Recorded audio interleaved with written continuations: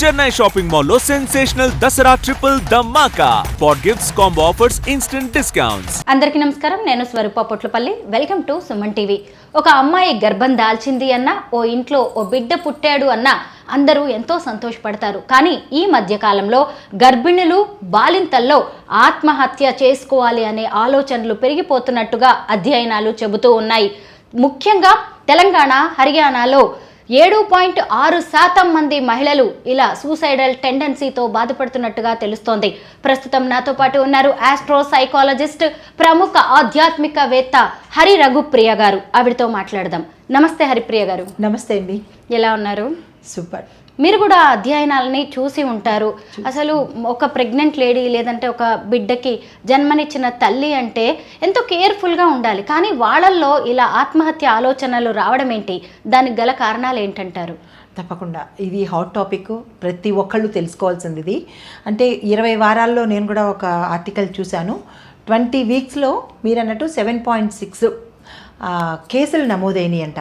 అది మన హర్యానా, తెలంగాణ ఈ స్టేట్స్లో ఎందుకు అవుతున్నాయి అని కనుక మనం ఆలోచన చేసినట్టయితే, ఒకటి సైకలాజికల్గా వాళ్ళు చాలా డిజార్డర్ అవుతున్నారు. అది ఎందుకు అంటే మళ్ళా పాయింట్ వైజ్ చూసుకున్నట్టయితే కనుక లేట్ మ్యారేజెస్, తర్వాత గర్భం నిలవలేని స్థితిలో ఆ గర్భం దాల్చడము, దాన్ని వీళ్ళు భరించగలరా లేదా అన్న ఒక సంశయంతో, ఎందుకు భరించాలి అన్న ఒక అంశంతో వాళ్ళు సూసైడ్కి వెళ్ళిపోదాము, ఇంకా కొన్ని నెలలు దాటిపోతే కనుక ఇంకా అబార్షన్ చేయడానికి కూడా అవకాశం ఉండదు. డాక్టర్స్ కూడా బిడ్డ తీయవలసిందే అంటారు తప్ప ఆపరేషన్కి అయితే కుదరదు. సో ఆ రకంగా వాళ్ళు ఇది అవ్వలేదు కాబట్టి చనిపోదామను, ఇదే ఒకటే సొల్యూషన్ అన్నట్టు అదొకటి చూస్తున్నారు.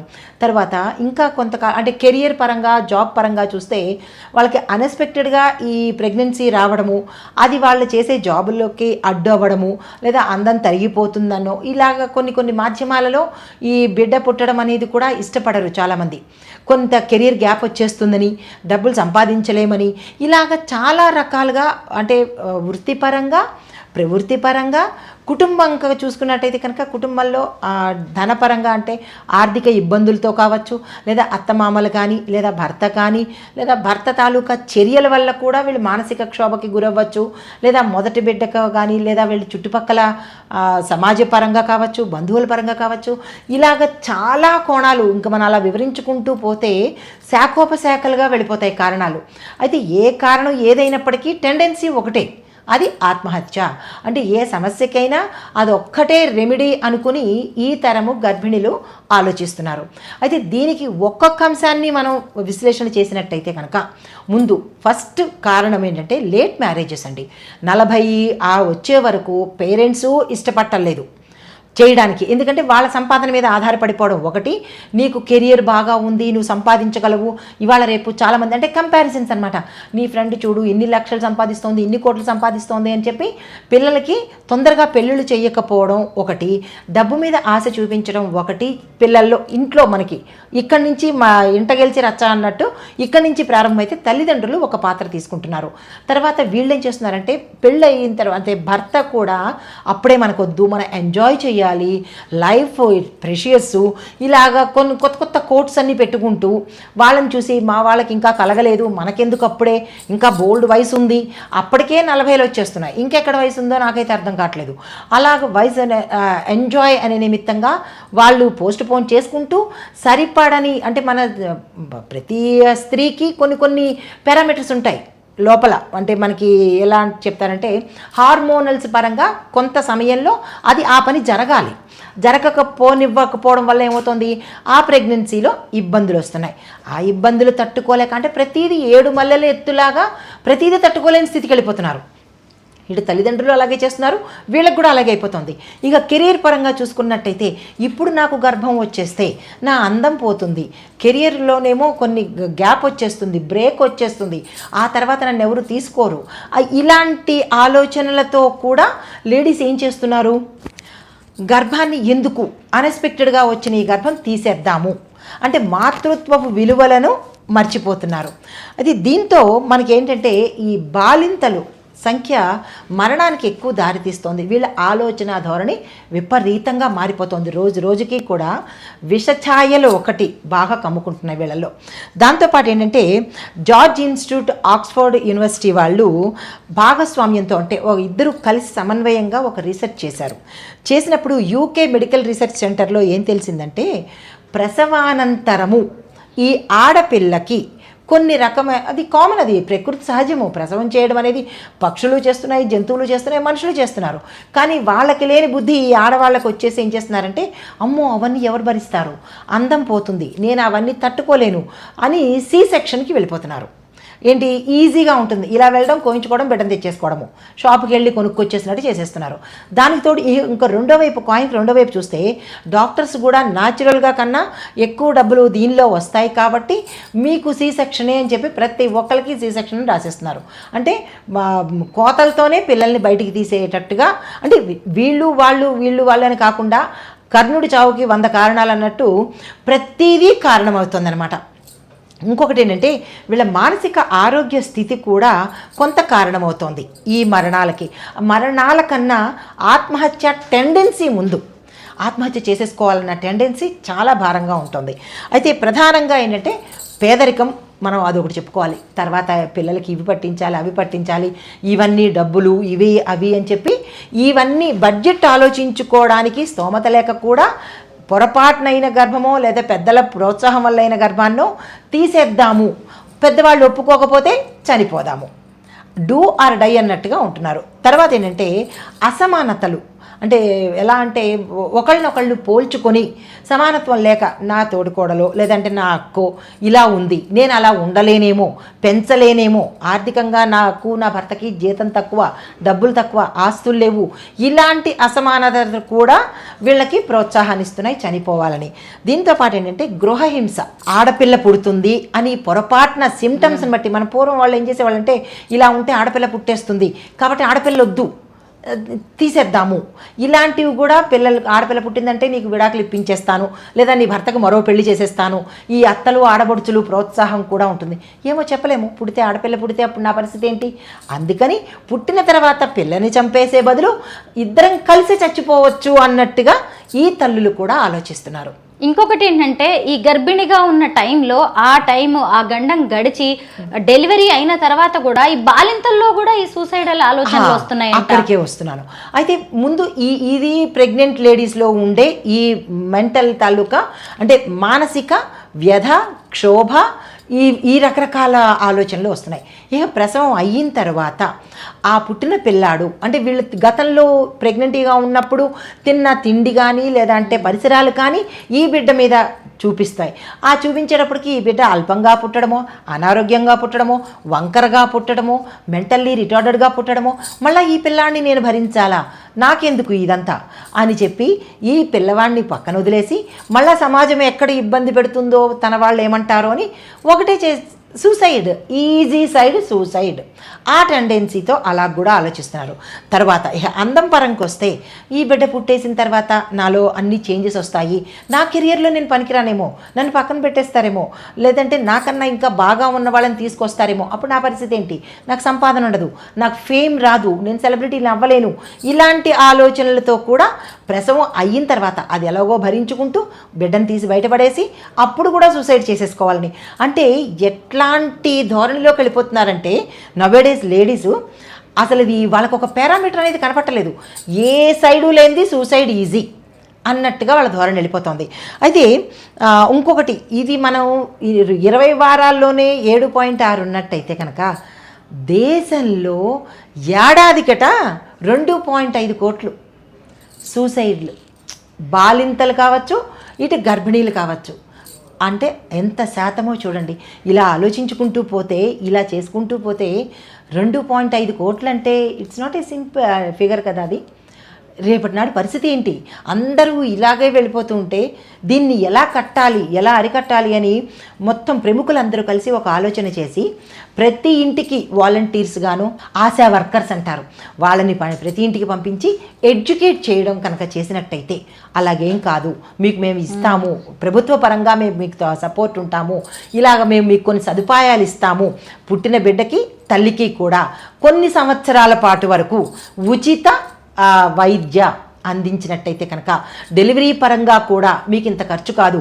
Even though it's corporate hospitals అయినా కానీ కొంత శాతం గవర్నమెంట్ కూడా పట్టించుకుంటే అది వీళ్ళు భరించగలగనన్న ఆర్థిక స్థాయి భరోసా ఈ ప్రెగ్నెంట్ లేడీస్కి వస్తే కనుక వాళ్ళు గర్భాన్ని ఉంచుకోవాలనే ఆశతో ఉంటారనమాట. సో ప్రభుత్వం తీసుకోవాల్సింది అంటే అందరూ తీసుకోవాలి నిర్ణయాలు, ఇంట్లో తీసుకోవాలి, గవర్నమెంట్ కూడా ఆలోచించాలి. గవర్నమెంట్ ఎందుకు ఆలోచించాలి అంటే మనకి జనరేషన్ కావాలి కదా, అది మనని పాలించే వాళ్ళ మీదే ఆధారపడి ఉంటుంది. వాళ్ళు కూడా గర్భిణీ స్త్రీ ఎక్కడ సుఖంగా ఉంటే అక్కడ దేశం వెల్లివిరుస్తుంది. గవర్నమెంట్ బాధ్యత 50% ఉంటే మిగతా వాళ్ళ యొక్క బాధ్యత మిగిలిన 50% ఉంటుంది. ఇలాగ కనుక ప్రతి ఇంట్లోనూ మనకి డేటా తెలుస్తుందిగా, గర్భిణీ స్త్రీలు ఎంతమంది ఉన్నారని డేటా తెలుస్తుంది కదా, ఆ డేటా తీసుకుని ఫస్ట్ ప్రథమ కర్తవ్యం ఆ డేటా తీసుకుని ఆశా వర్కర్స్నో లేకపోతే ఎవరైనా వర్కర్స్ని ప్రతి ఇంటికి పంపించి అమ్మ మీకు మేము భరోసా ఉన్నాము, చక్కని బిడ్డను తీయండి, మీకు ఆరోగ్యంగా మందుల రూపంలోనూ టెస్టుల రూపంలోనూ లేదా పురుడు అయ్యేటప్పటికీ ఖర్చుల రూపంలోనూ మీకు మేము ఇంత సపోర్ట్ ఇస్తున్నాము అని కనుక చెప్పినట్టయితే వాళ్ళు కొన్ని మరణాలు తగ్గే అవకాశం ఉంటుంది. బిడ్డ పుట్టిన తర్వాత ఆ బిడ్డ ఆరోగ్యంగా లేడనో, మంచి రంగుతో పుట్టలేదనో, మగపిల్లాడు పుట్టలేదనో అలాగా వాళ్ళని సూటిపోటి మాటలతో వేధించడం, ఇంకొక వైపు తల్లిని కాకుండా ఎక్కువ మంది బిడ్డ మీదే ప్రేమ చూపించడం, భర్త కొంత భార్యతో సఖ్యతగా ఉండకపోవడం, పైగా ఈ డెలివరీ తర్వాత హార్మోనల్ ఇష్యూస్, డిప్రెషన్ లోకి వెళ్ళడం, ఇలాంటివి కూడా కొన్ని కారణాలుగా చెప్పుకోవచ్చు. అయితే తల్లి ఎంత సంతోషంగా ఉంటే కడుపులో ఉండే బిడ్డ అంత బాగుంటుంది, ఆరోగ్యంగా ఉంటుంది కదా. అయితే ఈ సూసైడల్ టెండెన్సీ నుంచి బయటపడడానికి, అసలు అలాంటి ఆలోచనలు కూడా రాకుండా ఉండడానికి ఎలాంటి మంత్రాలు పఠిస్తే మంచిది, ఏ శ్లోకాలు చదవాలంటారు? తప్పకుండా. అయితే ముందు ఆధ్యాత్మిక పరంగా పక్కన పెడితే ముందు తల్లి అయిన భార్యని భర్త ముందు కన్సోల్ చేయాలి. ఏంటి పర్వాలేదు మనకి రెండో తరం వస్తున్నాడు అని ఆయన యొక్క ఎంత బిజీ అయినా ఉండనివ్వండి, ఎంత ఇది ఉన్నా కానీ కాసేపు భార్యతో స్పెండ్ చేసి నీకు నేనున్నాను అన్న భరోసా ఫస్ట్ భర్త ఇవ్వాలి. మొగైనా ఆడైనా అసలు ఒకటి చెప్పాలి అంటే మగపిల్లడు పుట్టాలన్నా ఆడపిల్ల పుట్టాలన్నా చాలామంది ఈ విషయాన్ని విస్మరిస్తున్నారు. నాకు చాలా ఒళ్ళు మండుతుంది. అది ఆడపిల్లదే తప్పు అంటారు, అత్తవారి దగ్గర నుంచి భర్త దగ్గర నుంచి అందరూను. కానీ సైంటిఫిక్గా చూస్తే కనుక మగపిల్లడు పుట్టాలన్నా ఆడపిల్ల పుట్టాలన్నా భర్తదే. అతను వేసిన స్పర్మ్ని బట్టే కదా ఈ అమ్మాయి ఇచ్చేది. ఇది ఓన్లీ క్షేత్రమే, నువ్వు ఏ విత్తనం వేస్తే ఆ మొక్క వస్తుంది. మామిడి విత్తనం వేసి నాకు జామకాయ రావాలంటే రాదు కదా. ఈ సింపుల్ కాన్సెప్ట్ ఎందుకు మర్చిపోతున్నారు? ఆ పుట్టింది ఆడపిల్ల అయితే ఈమెదే తప్పు, అది తన కొడుకు తప్పని ఏ అత్తగారు గ్రహించట్లేదు. ముందు భర్త గ్రహించాలి. మగపిల్లడైనా ఆడపిల్లైనా నా చేతిలో ఉంటుంది, నేను ఇచ్చిన తర్వాతనే కదా ఆమె మోసేది. ఈ ఒక కాన్సెప్ట్తో ఆడపిల్ల పుట్టిందని నేను రెండో పెళ్లి చేసేసుకుంటున్నానన్న భయము భర్త భార్యలో పెట్టేస్తున్నాడు.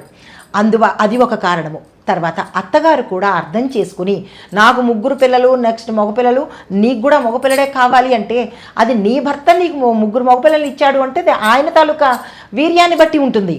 నీ కొడుకులో ఆ శక్తి ఉందో లేదో ఎలా తెలుస్తుంది? ఆ పిల్ల ఆడైనా మొగైనా నీ కొడుకుని బట్టి ఉంటుంది. ఆ విషయం ప్రతి ఒక్క అత్తగారు గమనించుకోవాలి సైంటిఫిక్ పరంగా. అయితే అత్తగారు కూడా మారాలి. నేటి అత్తగారులు కూడా మారి ఆడైనా మొగైనా ఇంటికి పిల్లలు అనేది ఇంపార్టెంట్ కాబట్టి అందరూ మగవాళ్ళు అయితే ఆ మగపిల్లలకి రేపటినాడు పిల్లలు ఎక్కడ దొరుకుతారమ్మా? ఇప్పుడు మనకి చూడండి ఆడపిల్లల రేషియో తగ్గిపోతుంది, మగపిల్లలే ఉన్నారు. ఇప్పుడు వాళ్ళకి పిల్లలు ఎక్కడి నుంచి వస్తారు? పుట్టిన ప్రతి ఒక్కరిని చంపేస్తున్నారు. సమాజం చంపేస్తోంది, భర్తలు చంపేస్తున్నారు, ఆ తర్వాత అత్తగారులు మాటలతో చంపుతున్నారు. రేపొద్దున నీ కొడుక్కి ఎవరినిచ్చే అంట కడతావు? నీకు ఇంటికి కోడల్ని తెచ్చుకుంటావా, ఇంకొకళ్ళని తెచ్చుకుంటావా? అది ఒక్కటి మర్చిపోతున్నారు ఈ అత్తగారులు. అది చాలా తప్పైన విషయము. మొగైనా ఆడైనా నీ కొడుకులోంచే వస్తుంది అని గుర్తుపెట్టుకోండి. ఎవరైనా సరే ఇంటికి పిల్లలు రావడమే ఈ రోజుల్లో అపురూపము. అసలు పెళ్లి దాకా వెళ్ళడమే అపురూపం అయిపోయింది. పెళ్ళక్కర్లేదు, పెళ్లి తర్వాత అన్నీ మేము ఎంజాయ్ చేసేస్తాము అని చెప్పి ఈ నేటి యువత, అది కూడా ఒక ఆర్టికల్ చూశాను, పెళ్ళి లేకపోయినా పర్లేదు అన్నీ మాకు వచ్చేస్తున్నాయి అంటున్నారు. ఆ రావడము, అట్లాంటి థాట్కి తీసుకురావడము ఎవరి లోపము? ఈ విషయం గురించి తర్వాత ప్రస్తావన చేద్దాము. కానీ ఇది మాత్రం చాలా తప్పైన విషయము. ఫస్ట్ కన్సోల్ చేయవలసింది, ఓదార్పు ఇవ్వాల్సింది భర్త, తర్వాత అత్తవారి తరపు వాళ్ళు, తర్వాత తన కుటుంబీకులు, ఆ తర్వాత సమాజము.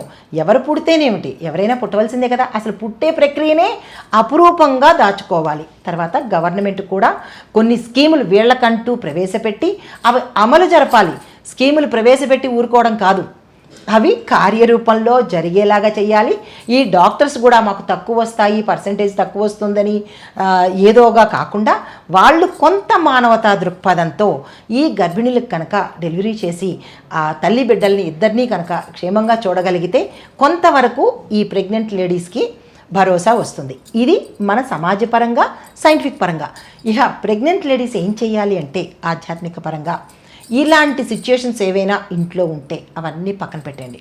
ఫస్ట్ మీకు ఏది ఆనందాన్ని ఇస్తుందో అది మీరు వెతుక్కోండి. ఇవి ఎప్పుడూ కామనే మనిషి అన్నాక. ఈ ఆనందాన్ని ఇచ్చేది మంచి సంగీతం చేయండి, యోగా కూడా చేసుకోవచ్చు, ఆసనాలు కూడా వేసుకోవచ్చు ప్రెగ్నెంట్ లేడీసు. అది వాళ్ళకంటూ వేరే ఆసనాలు ఉంటాయి, ఆ ఆసనాలు వేసుకోండి, మ్యూజిక్ వినండి. దీంతోపాటు మీ ఇష్టదైవం యొక్క మంత్రాలు చదువుకోండి. రామరక్షా స్తోత్రము, దుర్గామ్మవారి స్తోత్రము, హనుమంతుడికి సంబంధించింది, అందరికన్నా ముద్దైనది, అందరికీ ప్రేమికుడైనటువంటి కృష్ణుడి మంత్రం చదవండి, సంతాన గోపాలస్వామి మంత్రం చదవండి. చక్కని బిడ్డ పుడతారు. అంటే మనలో మనము డైవర్షన్ పెట్టుకుంటే ఏది ఏమైనప్పటికీ నాకు మంచి కొడుకు కావాలి, పిరికితనము ఎప్పటికీ పనికిరాదు. ధైర్యంగా నిలబడండి. మీరు ఎలా బతికారో రేపొద్దున్న మీ బిడ్డని బతికించే ప్రయత్నం తల్లి మీదే ఉంటుంది. ఆ తర్వాత మీరు పడ్డ కష్టమంతా ఆ బిడ్డను చూసుకున్నాక ఎంత దూది పింజల్లాగా ఎగిరిపోతుంది. సో ఈ మంత్రాలన్నింటినీ చదువుకుంటూ మనసుని దైవపరంగా పెట్టుకుంటూ ఉద్యోగం చేసుకోవచ్చు. ఉద్యోగంలో కూడా మీ కెరియర్ పరంగా కూడా చాలామంది చేస్తూనే ఉన్నారు. కానీ ఇంకొక విషయం ఇక్కడ నేను ప్రస్తావించాలి, ఇప్పుడే ఇది వచ్చింది. కొంతమంది ఏం చేస్తున్నారంటే బేబీ షూట్స్ అని చెప్పి చాలా వెకిలి వేషాలు వేస్తున్నారు ఈ రీల్స్లోని. మొత్తం ఏదైతే దాచాలో దాన్ని దాచకుండా మొత్తం బయట పెట్టి భర్త భార్య ఇద్దరూ కూడా ఆ రేసు ఈ కడుపు మీద పడేటట్టుగా మొత్తం ఓపెన్ చేసి, ఏమిటి ఈవిడిగారే బిడ్డనికి అంటున్నారా, ఈవిడిగారికే గర్భం వచ్చిందా అన్నట్టుగా ఏం చేస్తున్నారంటే ఓపెన్ చేసి చూపిస్తున్నారు. అది సభ్య సమాజం తలదించుకునేటట్టుగా ఉంది. అలాంటి పనులు చెయ్యకుండా మీ సంతోషం కోసము ఆ రేసి ఈ పిల్లడి మీద పడితే రేపొద్దున అష్టావక్రుడుగా పుడితే ఏడ్చేది ఎవరు? ఈ వీడియోస్ చూసుకుని, ఈ రీల్స్ చూసుకుని సంతోషించడానికా? కాబట్టి ప్రెగ్నెన్సీ అనేది అది 4 గోడల మధ్య ఉండాలి, కప్పుకు తిరగాలి. అది కూడా ఆడదానికి అందాన్ని ఇస్తుంది. సాక్షాత్తు పార్వతీ అమ్మవారిలాగా, స్కందమాతలాగా కనపడుతుంది ఆ తల్లి. కాబట్టి ఆధ్యాత్మిక పరంగా ఈ మంత్రాలు చదువుకుంటూ దైవధ్యానం చేసుకుంటూ మీ జాబు మీరు చేసుకుంటూ కూడా దైవధ్యానం చేసుకోవచ్చు. మెడిటేషన్ చేసుకోండి, చక్కగా సంగీతం వినండి. మీరు ఏదైతే మీరు కడుపులోకి పెడతారో అదే మీ బిడ్డకు వస్తుంది. మనకి పురాణాలు కూడా చెప్పాయి. ఎవరు? ప్రహ్లాదుడు. లీలావతీదేవి ప్రహ్లాదుడికి అంతటి చిన్నతనంలో వచ్చింది అంటే నారద మహర్షి వారు నారాయణ మంత్రాన్ని చెప్పారు. మాకు ఈ స్తోత్రాలు రావు అనుకున్నప్పుడు నారాయణ మంత్రం చదవండి, కృష్ణ మంత్రం చదువుకోండి, చక్కని 12 బిడ్డ పుడతారు. ఏది ఏమైనా ఒకటి మేడం, మన చేతిలోనే ఉన్నది. బతకాలన్నా చావాలన్నా. చావడం అనేది సొల్యూషన్ కాదు, బతికి చూపించడమే సొల్యూషన్ అనమాట. రేపటికి రోల్ మోడల్గా నిలబడాలి. సమస్యలు అందరికీ వస్తాయి. జంతువులకి రావట్లేదా? పక్షులకి రావట్లేదా? మనకంటే డాక్టర్స్, హాస్పిటల్స్ ఉన్నారు. మరి ఏనుగు, పెద్ద పెద్ద జంతువులు, అడవిలో ఉండే ఏనుగులు, అడవిలో ఉండే జంతువులు, ఆవులు, వాళ్ళకి ఎవరు చేస్తున్నారండి? వాళ్ళు బిడ్డల్ని కంటలేదా? నెక్స్ట్ తరాన్ని ఇవ్వటం లేదా? కాబట్టి ప్రతి ఒక్క స్త్రీ ధైర్యంగా, చావు పరిష్కారం కాదు, ఒక దేశానికి మంచి ప్రోడక్ట్ని ఇవ్వండి, నాయకుల్ని ఇవ్వండి. తల్లిగా మీ బాధ్యత అది. గర్భిణులకు, బాలింతలకు ఎంతో ధైర్యాన్ని ఇచ్చే మాటలు చెప్పారు. Thank you so much Raghupriya గారు. నమస్తే అండి, థ్యాంక్ యూ. సుమన్ టీవీలో మీ పర్సనల్ అండ్ బిజినెస్ ప్రమోషన్స్ కోసం కింది నెంబర్కి కాంటాక్ట్ చేయండి.